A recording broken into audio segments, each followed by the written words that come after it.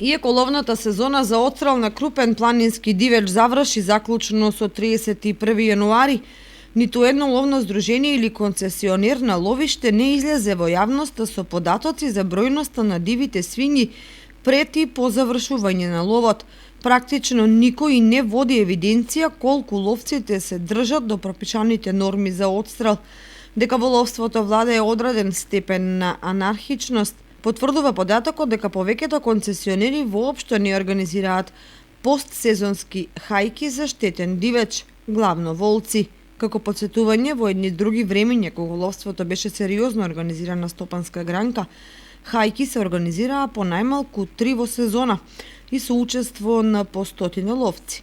Од тука, кога ќе се собере и одземе, останува впечатокот дека сега здруженијата постојат само за профит на сопствениците, кои всушност и не работат на долги патеки. Уште полоша е состојбата со бројноста на полезниот дивеч, пред се зајак, еребица и фазани.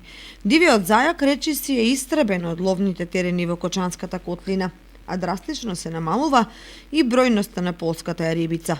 При тоа никој не помислува да прогласи ловостој на 1 или 2 години.